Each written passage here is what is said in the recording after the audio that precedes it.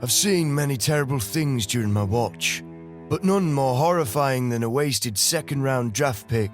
That's why I always use my Fantasy Footballer's Ultimate Draft Kit to guide me through the cold. Though my friends and family league keeps getting smaller and smaller, my fantasy team's just getting stronger and stronger. Join me at www.ultimatedraftkit.com and prepare yourself to fight the good fight. Winter is coming, but so is my #FootClan title. I guess I do know something after all.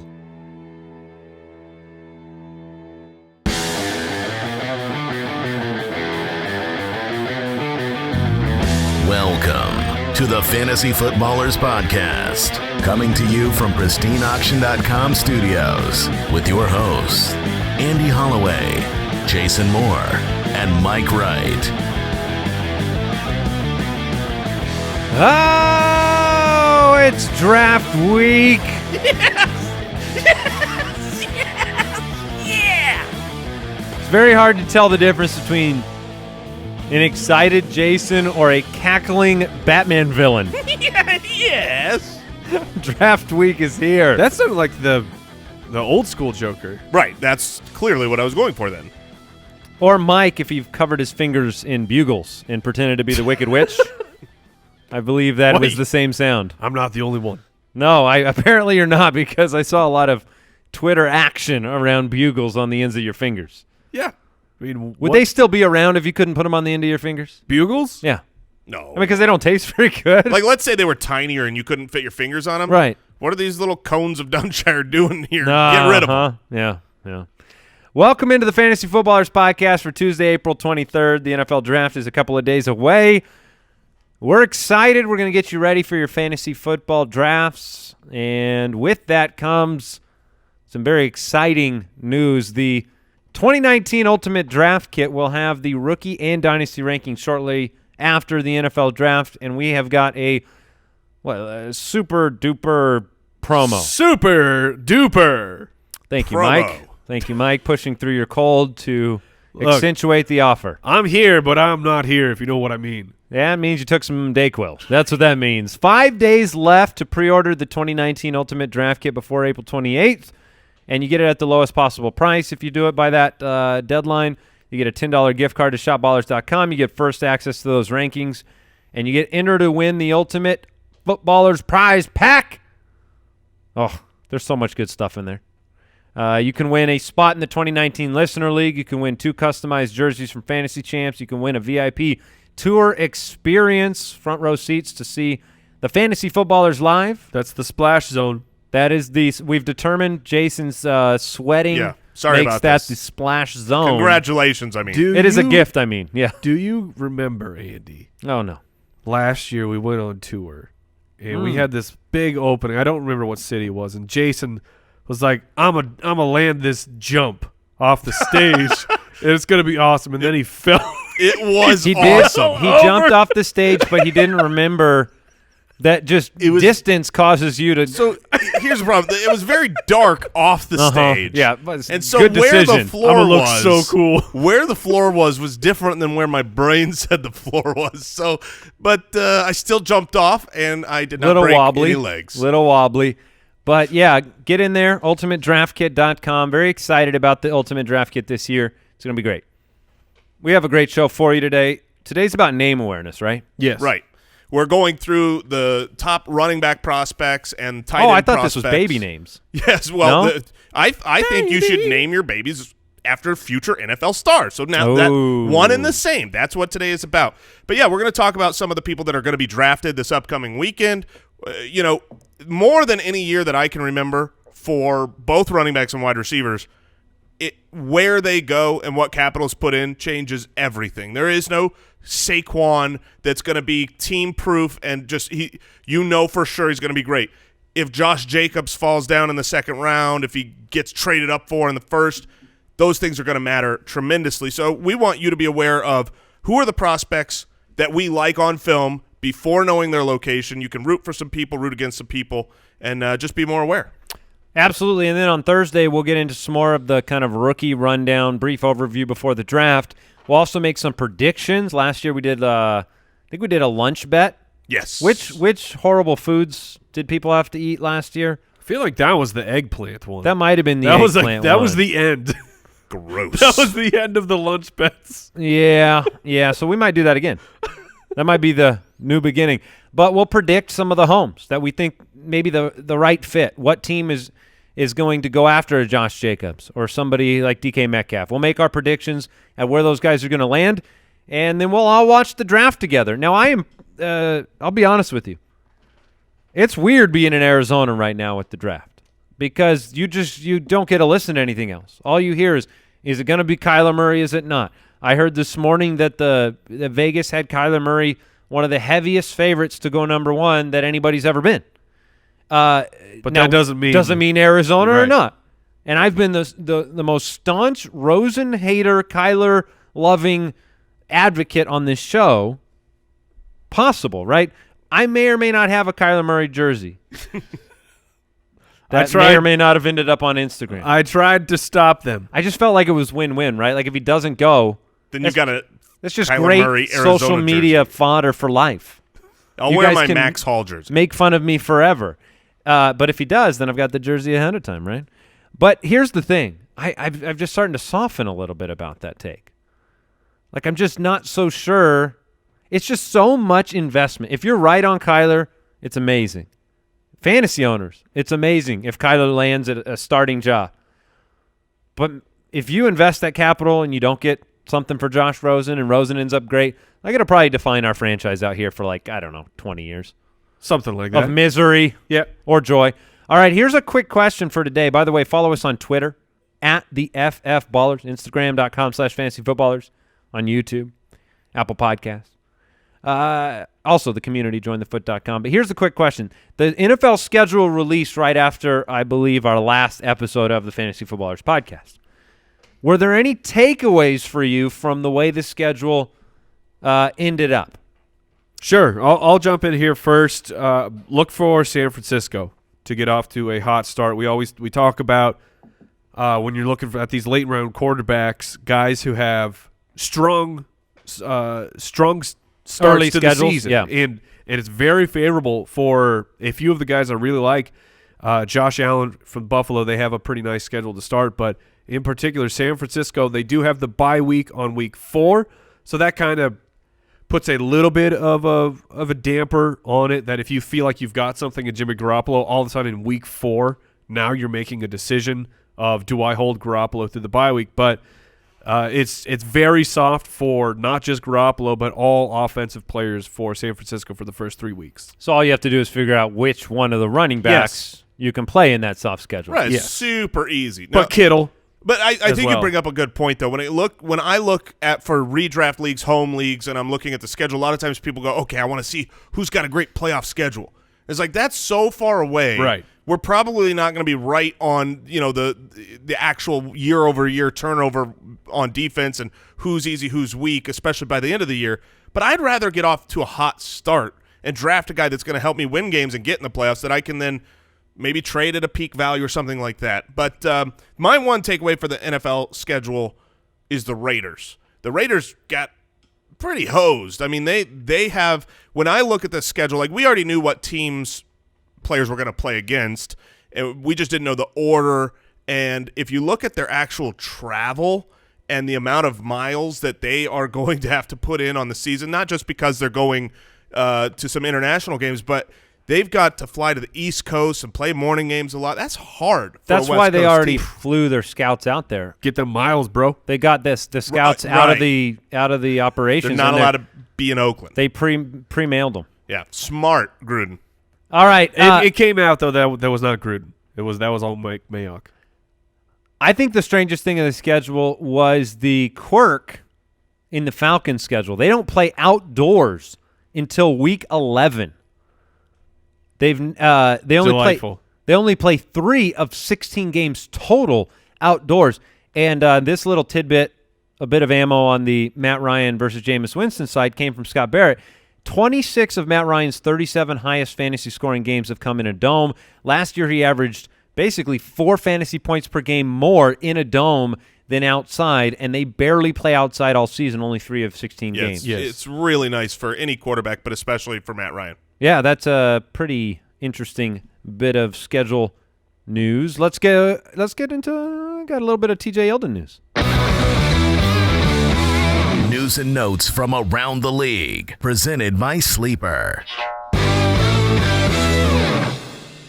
TJ Yeldon is the running back equivalent of the John Brown situation, where you wanted to. I mean, you're a big Yeldon fan. You're a John Brown fan. I wouldn't say I'm a huge Yeldon fan. But He's I your think guy, though, right? I think he's He's very your capable. guy. No, he's no more than Mac. But TJ Yeldon signed a 2-year deal with the Bills, joins the backfield with LaShawn McCoy, Frank Gore.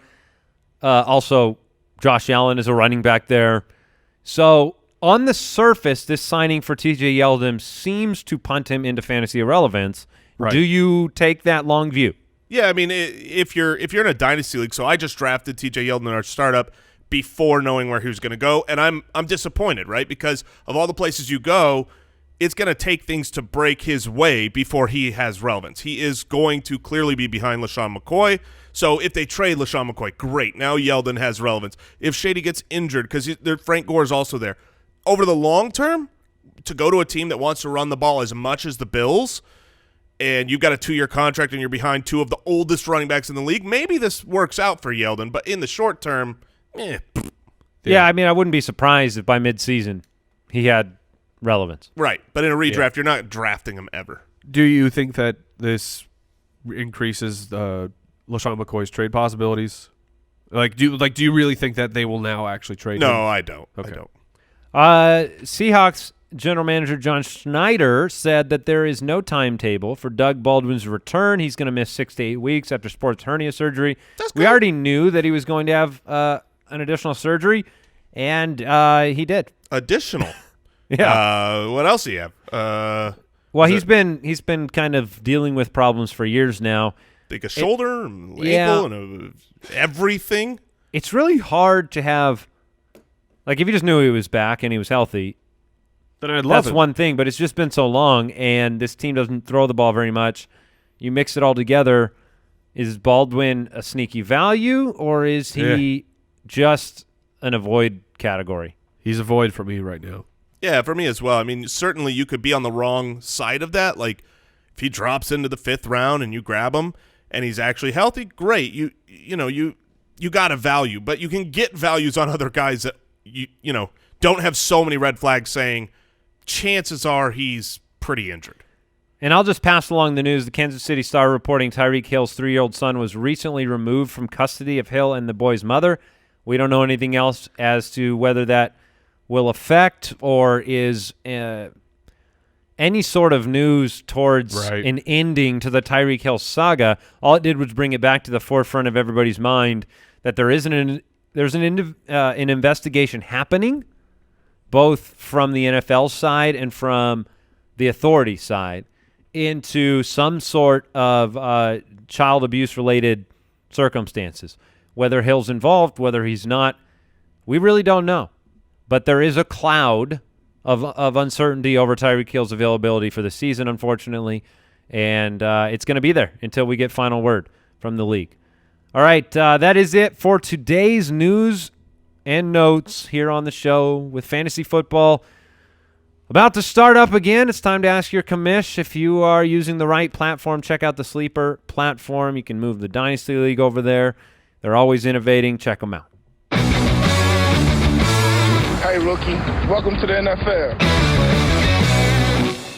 All right, we're going to talk rookie running backs and tight ends on the show today. A little overview over some of the big names, some of the names that you'll be drafting in your rookie drafts very soon. And we'll have rankings in the Ultimate Draft Kit very close to after the NFL draft finishes. Yeah, early next week they will be up. If you have pre-ordered the Ultimate Draft Kit, and again, get in on that pre-order bundle, but it'll be up early next week with rookie rankings and dynasty rankings. Yeah, there have been a lot of people that have pre-ordered, and they're like, well, my rookie draft's coming up in a few weeks. Where are the rankings? Well, they're going to be here after the NFL draft. Right. Like Jason brought up, there isn't one team-proof wideout, running back, tight end that no matter where they land, you're going to have fantasy relevance. You need that right fit. You need the team moving up and grabbing the player they want, put them in the right position. And so we are going to bring up some of our favorite prospects, talk through the pros and cons that we've seen on film, and we'll start at the running back position with pretty much the unanimous top prospect at the position. I would say so. It does depend a little bit on what teams really need, but Josh Jacobs out of Alabama, 5'10", 211, 3 seasons at Alabama. Everybody looks at him as kind of the jack of all trades, most explosive, most potentially effective running back coming into the NFL, and expect him to go first among that running back group. But what are your guys' thoughts on what you saw in film from Josh Jacobs and the type of situation you'd like to see him in if you are a fantasy owner looking to draft him? Josh Jacobs is my favorite running back in this class. What is very unfortunate, though, about him is his production profile is very low. And this is because Alabama, they split the time. It was him and Damien Harris. Last year, only 120 carries, but that's turned that into 640 rushing yards. What I love about Josh Jacobs is he is just an absolute nasty man. He is Shasta McNasty out there on the football field. And I liked how they utilized him in the passing game. I mean, all 3 years that he played, he was over 10 yards of reception. I mean, there was a particular play that turned everything around for me, where it was they sent him down. They lined him up in line, had him run out like a full-on 9 route. This is a seam route from a running back. Ball's perfectly thrown over his head, pulls it in. I mean, similar look, if you remember some of those Kareem Hunt catches against the Patriots, where like there were these huge receptions. I mean, last year, 12.4 yards per reception. That's a huge number for a running back. So I love Josh Jacobs, the player.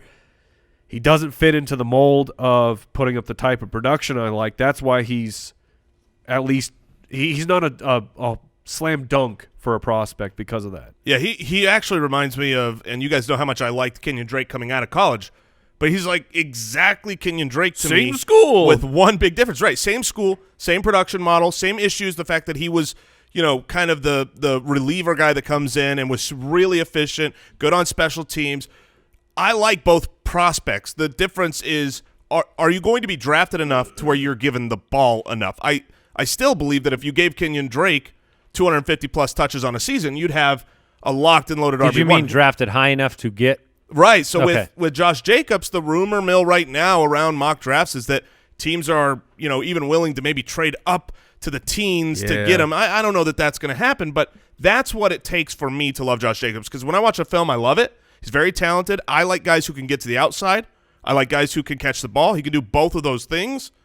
But the issue I have with him, and when I was first researching him, watching drafts, and he's talking about all of his interviews, the number one question he has received from teams is, are you willing to share the rock? And his answer is like, definitely, I think that's the right way to play. Yes, I'd like to play in the NFL. But you could also have the response of like, I want to do whatever it's going to take to win, but I think I'm going to, give me the rock and we'll win. My point is, for fantasy, I worry that he's going to be drafted into a committee, and he'll be a valuable committee player, but not a workhorse back, not someone worthy of being the 101. 2 things. One, he never surpassed 120 carries in college. That was his junior season. Right. Never went over 640 yards on the ground. He's a versatile running back. The other thing is you hear rumors about Philadelphia and Indianapolis as 2 possible teams that are interested in Josh Jacobs. Well, if he steps into either of those situations, he is flat out a committee back instantaneously. There's no doubt about it. Jordan Howard, Marlon Mack, Nyheim Hines, there are established players in those offenses. If you had to choose between Indianapolis and Philly to drop Josh Jacobs into that system, which would you choose? Indy. All right. Let's move on to David Montgomery out of Iowa State. David Montgomery, 5'11", 216, ran a 4.63, 3 seasons at Iowa State.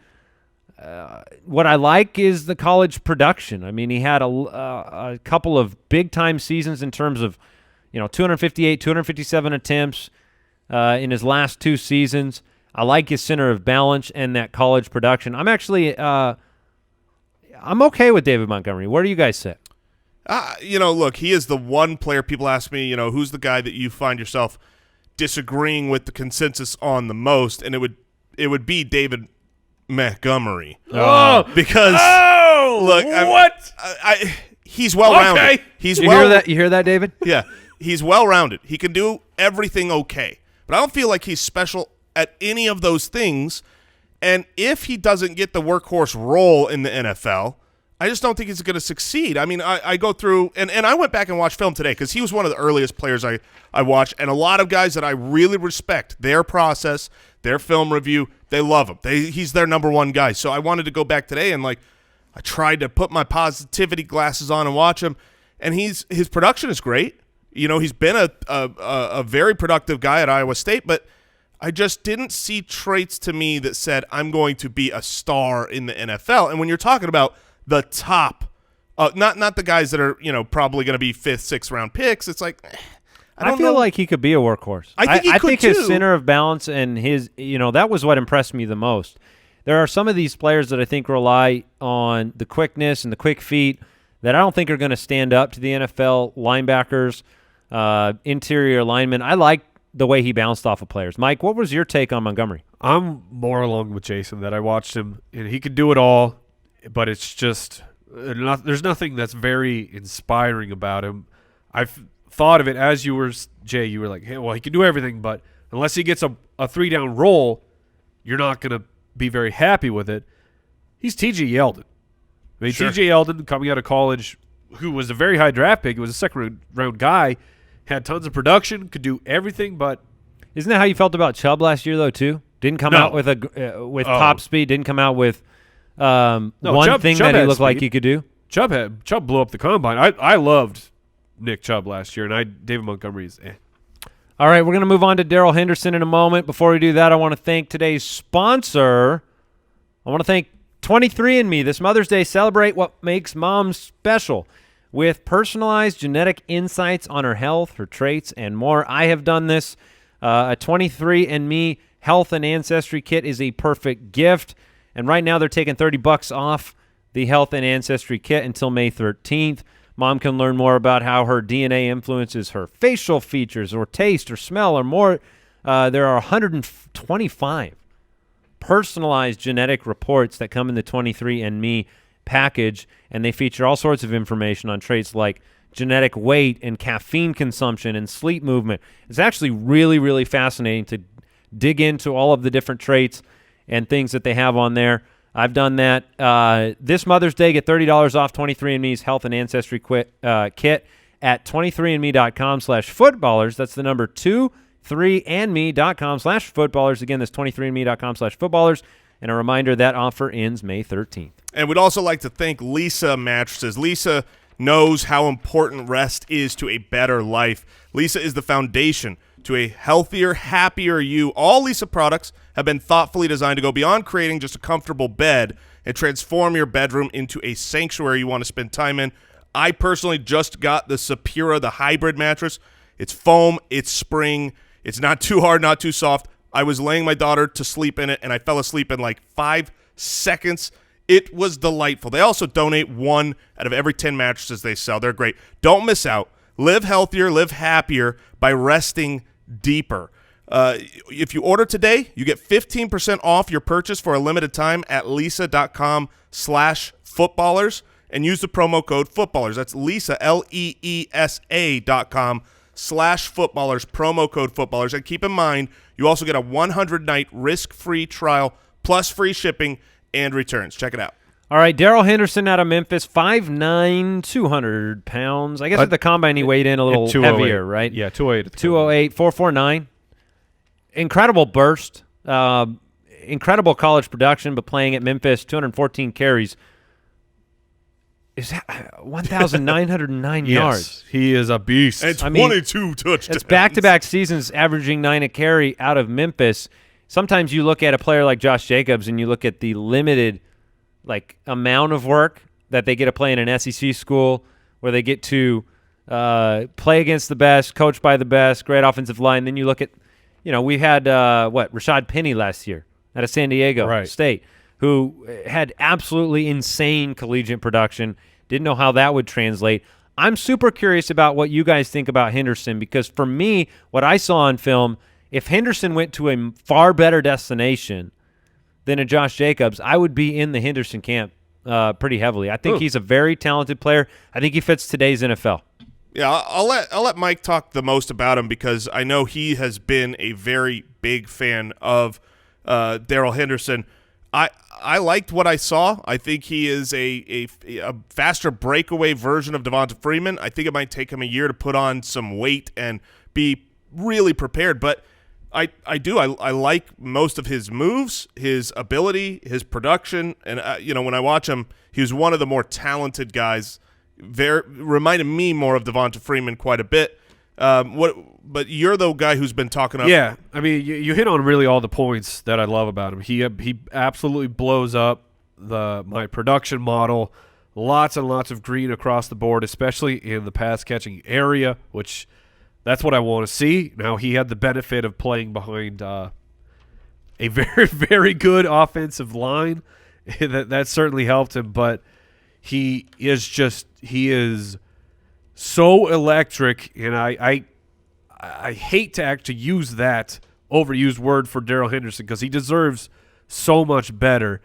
If only he were 5 pounds heavier, he would be my easy number one running back. But I think that he bulked up to 208. I think that his frame is probably close to maxed out.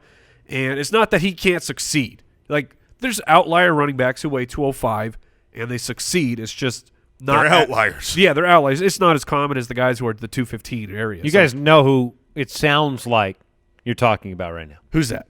From last season. Who are we talking about in similar vein in terms of it's harder to get above that hump of the weight despite the breakaway production? Ronald Jones? It sounds a lot like you're talking the way we talked about Ronald Jones last year. Yeah, but Ronald Jones didn't have pass catching in his profile at all. No, he did not have pass catching in his profile, but the receptions. breakaway runs, the top speed, some of the things that made Ronald Jones attractive that made him such a high draft pick for Tampa exists for Darrell Henderson, but they both struggle with the size. I thought he looked great on film, but I'm with you. I think that he's going to play a complementary role. He's not somebody that's going to come in and surprise, and by end of season you're going to end up, the way Nick Chubb ended up last year, somebody that could come in and handle every carry. But explosive, his highlight reel is full of touchdowns. Yeah. 22 of them last year, 25 total, 3 through the air. Making guys miss. And also one thing to point out, for statistics that prove to be the most valuable as predictors from college at the running back position, I believe it was Roto World that wrote an article kind of highlighting that the most predictive stat for incoming rookie running backs was actually rushing touchdowns. So that's great. He's got a pile of them. He's got several. Damien Harris, the other piece of the Alabama backfield, 5'11", 216, ran a 4.57 at the combine. 4-year player at Alabama. Never surpassed 150 carries, but did that last season. What do you think about Damien Harris? Josh Jacobs takes a lot of the headlines. He's at the top of a lot of the dynasty draft boards. But I like Damien Harris. What do you guys think? Damien Harris was strange for me when I was scouting him because I'm watching going, he's looking slow. He's not breaking any tackles. And then, holy crap, he was the fastest man I'd ever seen because he got the edge and just took off. And after that, it was just funny to me how I happened to start my film watching on this just bad string of carries for Damien Harris. And he is also a special player. He's not as good as Josh Jacobs, in my opinion. But if we're just going to keep saying it. Depending on where he gets drafted, Damien Harris could skyrocket up the boards. I think that he has the talent. He's better than David Montgomery, in my opinion. Yeah, it's funny that you bring him up because I see a lot of similarities, like very well-rounded, but not necessarily just completely elite at any one thing. But when I looked at my comps for those two players, David Montgomery, I gave a comp of modern-day Frank Gore. He's a little bit slower, but he's still valuable on an NFL field, can do everything. You think any rookies excited about getting compared to modern-day Frank Gore? No. And I gave Damien Harris a comp of Frank Gore. Like, back in the day coming out of college. He doesn't have all his comps are different ages of different Frank Gore. ages of Frank Gore. That's all there is. Yep. Sliding scale of it's how 1 through 10 Frank Gore. Frank He's more are like you? a 29-year-old Frank Gore. Right. No, exactly. Oh, this was his 25-year-old season. I see it. But it was ironic that you brought him up because that's kind of what I see. And after I first watched both Josh Jacobs and Damien Harris, I assumed Damien Harris would be better for fantasy than Josh Jacobs. That was back before all the buzz of Josh Jacobs' draft capital is in the wind. I just assumed teams would prefer to have – he's a really good zone runner, upright, gets north-south. He reminds me of Mark Ingram, and not just because he wore the Alabama numbers, but he caught enough passes last year too, 9.3 through the air. I think he's a versatile player. I think he is more he's built to hold up more than Josh Jacobs is. But both of those guys were platooning with one another, and we don't know. It's going to come down to fit. I think I agree with you on that. Yeah, I mean, with him, at least he's got 3 years in a row of over 1,000 all-purpose yards, whereas Josh Jacobs had 0. Rodney Anderson out of Oklahoma, 6'1", 224. Yeah. Rodney Anderson. He should not be on the list this high up in the show. 2015, fractured fibula. 2016, fractured vertebra. 2018, torn ACL. Yeah, he's made of glass, but it's fancy glass. It's stained glass window. It's beautiful. Look, Rodney Anderson is my favorite running back in this year's class by a mile if you're just talking about talent. And I'm not. He's not my number one running back on my list in general because you have to factor in that insane injury history. 3 season-ending injuries. And the NFL's going to factor it in. They're not going to draft him as a first-rounder or a second-rounder. I was hoping when I watched film, maybe third round. But really, he's probably going to go – I'm hoping for a fifth-round pick. But if a team like, say, Kansas City, if the Chiefs were to draft him, and he's only visited 2 teams for one-on-one interviews, and one of those 2 teams was Kansas City, I believe he has enough talent to beat them out. If you go and put on film of his one basically full season back with Baker and Oklahoma in 2017, he was unbelievable, and he checks every single box I look for.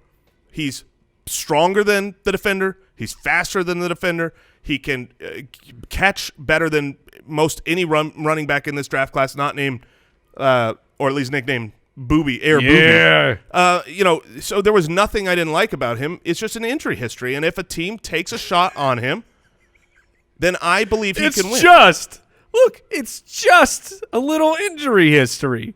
It's I'm with you. When you watch the year that he actually played, he was sensational. But he had a breakout campaign. I mean, that season was a monstrous year, almost 1,500 yards from scrimmage. But when he wasn't breaking out, he was breaking down. I'll be here all week. Unfortunately. Thank you. Actually, you probably won't, the way you're snorting. No, I'm going. You're hitting the doctor. Here's the thing about it. It comes down to exactly what you said. Does a team draft him high enough, or does he get an opportunity due to injury in front of him to showcase any of this talent? If a team takes him in the 5th, 6th, 7th round, good luck. It's going to be more difficult for him to break through. Now, if you told me that Rodney Anderson ends up on the Oakland Raiders, I'd start to be more interested because I feel like there are opportunities with a backfield like that's hodgepodge together. Isaiah Crowell and Jalen Richard, and all of a sudden a talent can emerge because whoever those guys are rentals, right? Yeah. And the only 2 teams that he did visit was the Kansas City Chiefs and the Houston Texans. Interesting. Texans is interesting.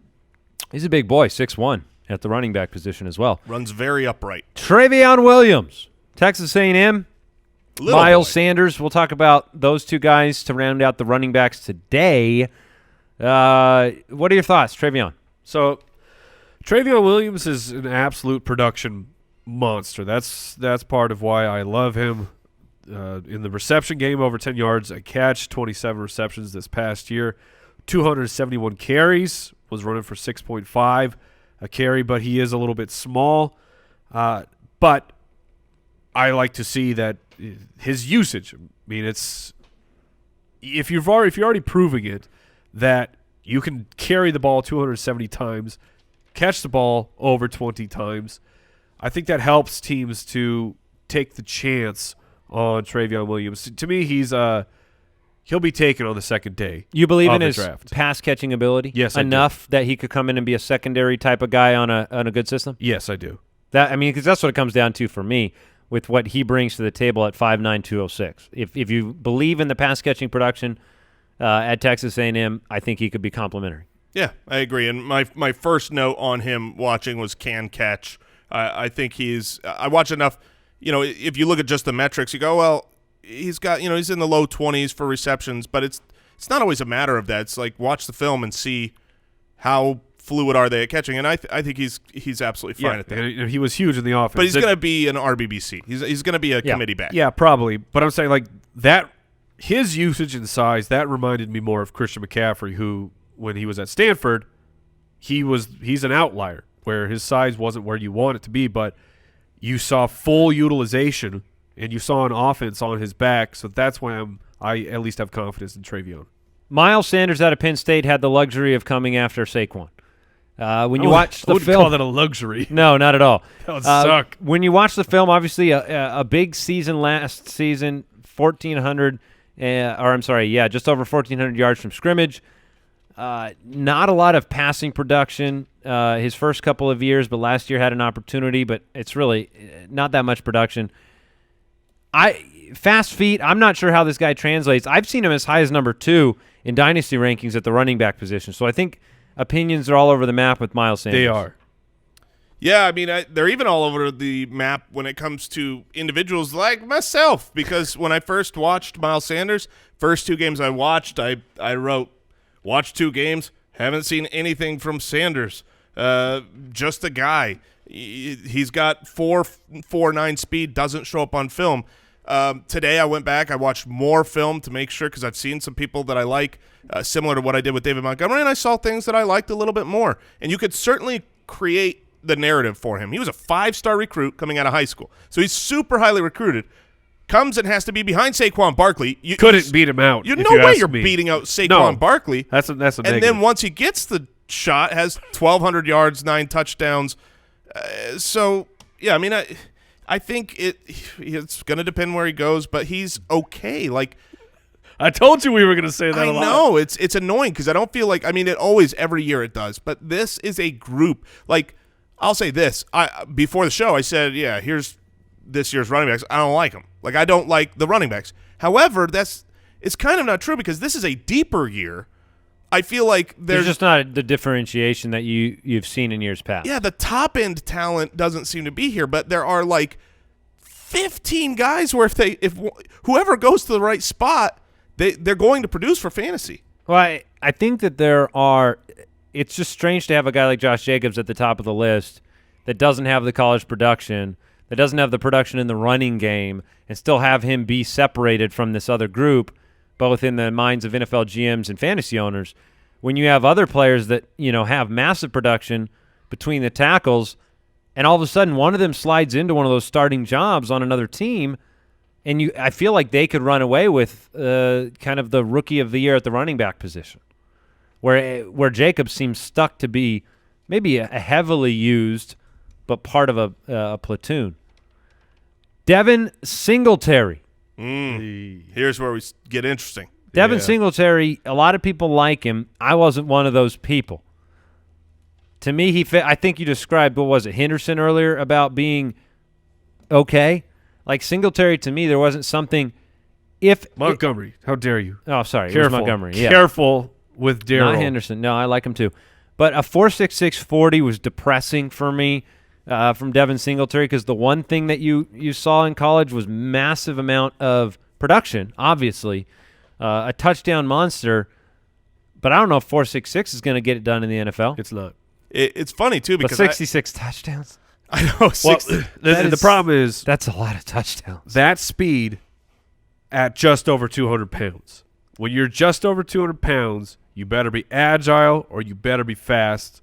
And Devin Singletary is not those things. So for me, Florida Atlantic. Yeah, the competition wasn't that great. He's playing for a smaller school against small school guys. His offensive line was atrocious. Man, did I love, just really enjoyed watching. You want to have a good time, put on Devin Singletary film and just watch him work. I don't think he translates to the NFL because he doesn't have that breakaway speed, and at his size, that's going to be hard. I literally wrote, would be awesome if he had 4.4 speed, because you could tell he can make the guys miss nonstop. Nobody ever, the first guy will never tackle him. Over and over and over, makes the first guy miss, but then can't break away to the next level, at least I don't think, in against NFL competition. He is one guy, though, that if he gets drafted by a team that had by Bill Belichick, Andy Reid, Sean Payton, a real, even Sean McVay, a guy that is an offensive mastermind. I think he has the ability, and this will sound weird, to be a goal line type back. Not a bruising, push the pile forward, but when you've got 3 or fewer yards to go, you just get him out in space a little bit and put him on a one-on-one or one-on-two matchup, and he will make those guys miss and pick up the extra yards. That's why he had 66 touchdowns in college. So I'll be very interested, not how highly he's drafted, but by what type of offensive coordinator or offensive coach he gets to work under, because he is shifty. As are you. Thank you. Thank you. Surprisingly shifty. Benny Snell out of Kentucky. Thoughts on Benny Snell, 5'11", 223. I love the guy. 3 years of heavy workload in Kentucky. When I say I love the guy, I just mean like him, like as a person. Watching interviews, he's delightful. He's too slow for the NFL, but he always moves the pile forward. I think he'll be drafted with a good enough stock and be given enough. Like, he's just not going to be a fantasy superstar. He's going to be a chain mover. He's the olden era of football. Yes, agree with that. Some teams still like that. Smash mouth. Or you see teams like Chicago trade those guys away because they limit what you can do. Now, Chicago has brought him in for an interview, but then again, Chicago has brought in every running back in the world for an interview. If Chicago drafts Benny Snell, that would be so funny. After trading Jordan Howard, they're like, Jordan Howard is my comp. Jordan Howard, we would like to replace you with Jordan Howard. Yes, he is a slightly Carlos Hyde. younger version of the young Jordan Howard we have now. Right. But, I mean, look, he did play in the SEC, and he averaged 5.3 yards a carry. Right. Was a workhorse back, 1,300 yards, 1,400 yards, 19 touchdowns, 16 touchdowns against great competition, and everyone knew he was a leader. He's just such – he's going to make you smile, and he's got a great smile. I like you, Benny. He's going to make you smile. He is. If your team drafts Those him, are the draft takes we are giving out right now. only at the end of the show. I mean, we're getting to the point here where we're talking about guys that make me smile, and I'm sticking by it. Alex Barnes, Mike. He makes you smile, right? Yeah, here we go. We're on Alex Barnes. I'm back. 4 years at Kansas State, 6'1", 226. Combine hero with the 34 bench press reps. Get out of his way.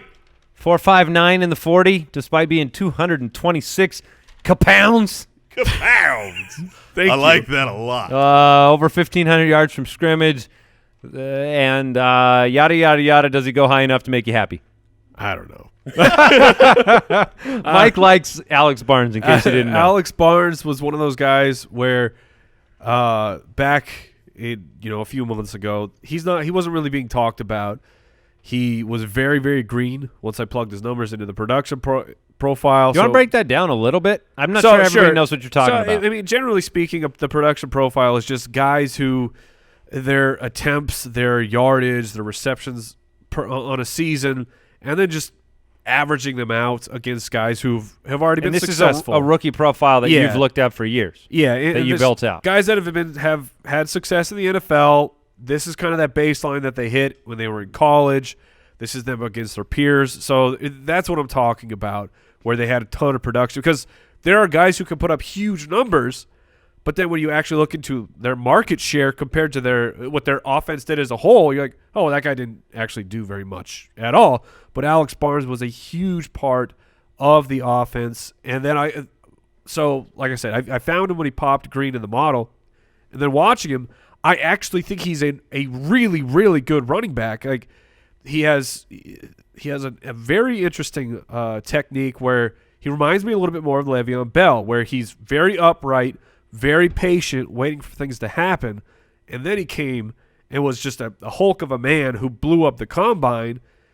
So my hope and my dream is that gave him enough boost to get him at least into the 4th round, because I'm with you that running backs who are taken in the 5th or later, it's just talk to me about Phillip Lindsay. Great. One guy. Like, your chance of being successful, if you're and even in the 4th, is still very, very difficult.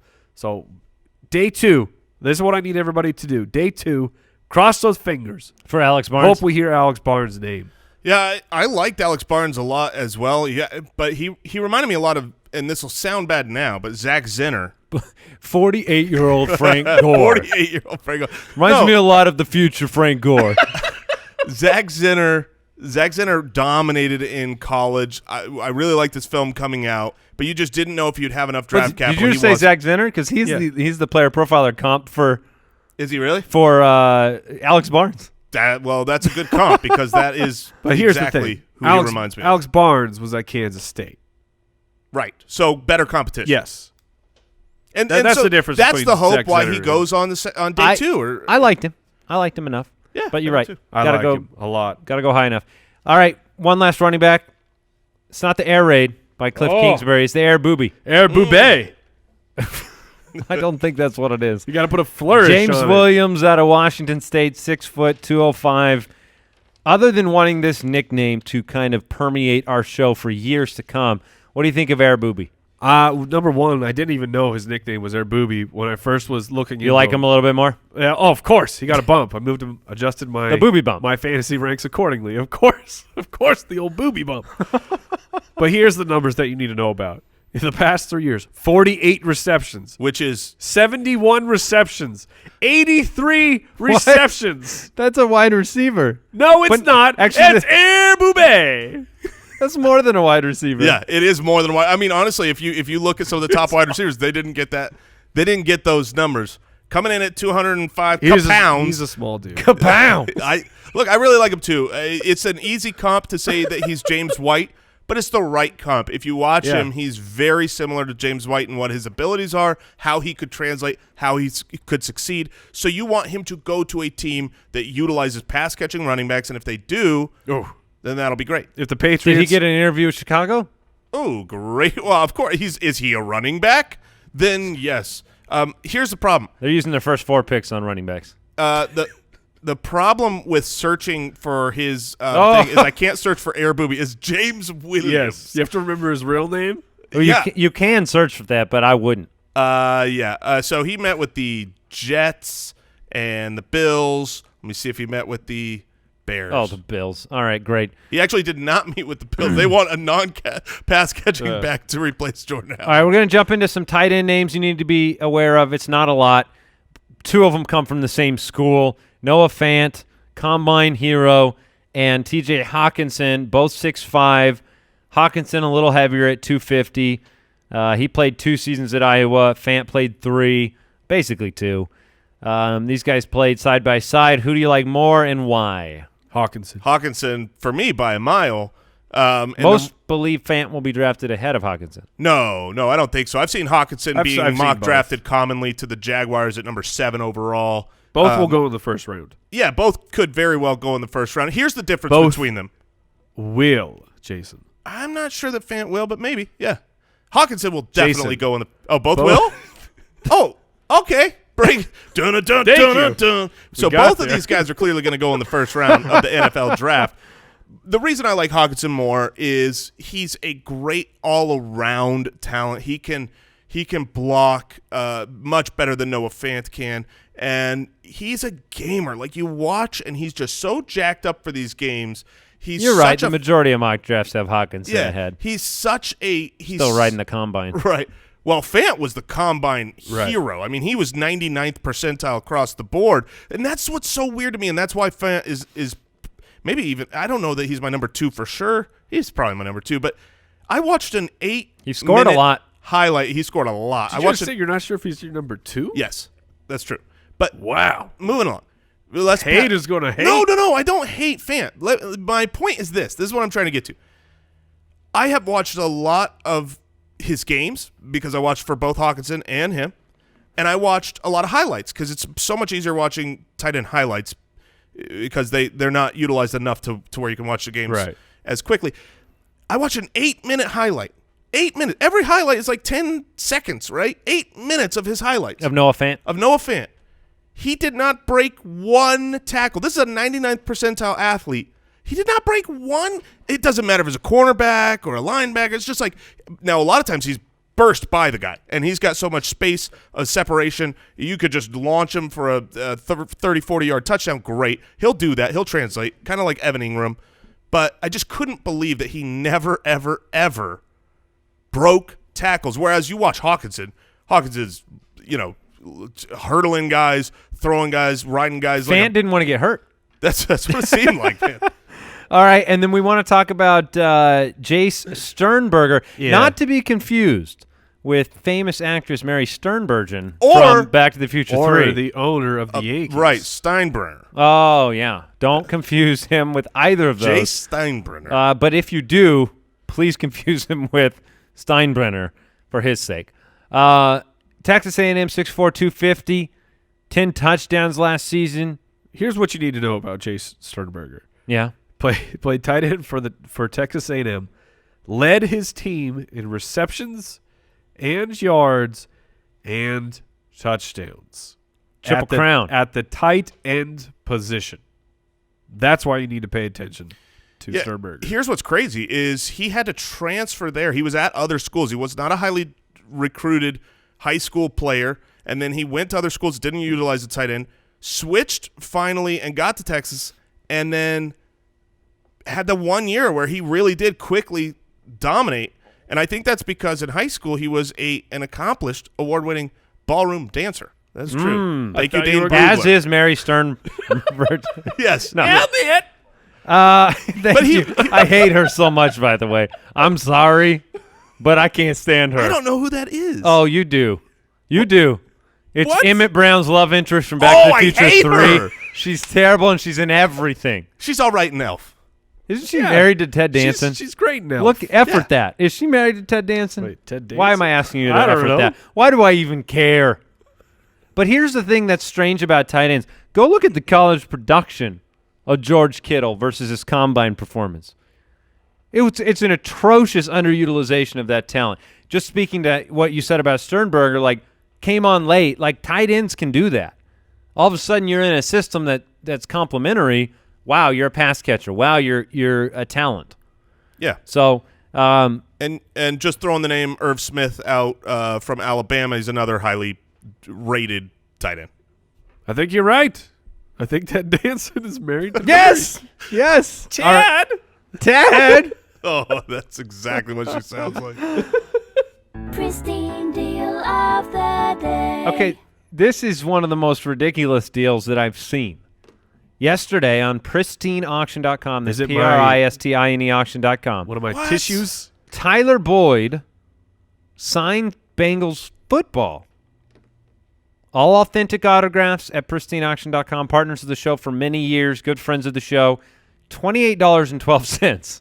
Wow. I cannot buy I'm looking an at NFL football at Target, like an official one, I for $28.12. I literally just went to Amazon and typed Wilson football, and the first one that comes up is the Wilson NFL one-panel football, $59.99. So Tyler Boyd signed football yesterday, and the reason why it went at that price is because there are steals every day at Pristine Auction, hundreds of daily auctions, all authentic, autographed merchandise, the best in the business, pristineauction.com. And a quick reminder before we close out, before we head into Thursday and the Thursday show, wide receivers on the show, quarterbacks on the show, draft preview, draft predictions. We've got so much going on. Make sure you get the Ultimate Draft Kit before the end of the NFL Draft. Trust me, you want to be in on that giveaway. You want a chance at the Listener League. UltimateDraftKit.com to learn more about it. The #1 draft tool in existence. You got to check it out, and you get a little extra if you get it before the 28th of April. Sound pretty good? Sounds great. I've already got mine. All right. Thanks for tuning in, supporting the show. Mike, you get well for the NFL Draft. I need to see your Kyler Murray dance. I'm going to go take a breathing treatment. Goodbye. Thank you for listening to another episode of the Fantasy Footballers Podcast. Join our fantasy football community on jointhefoot.com and follow us on Twitter @TheFFBallers.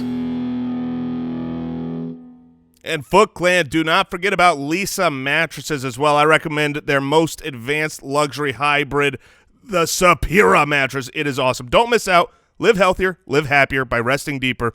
Order today and get 15% off your purchase for a limited time at lisa.com/footballers and use promo code footballers.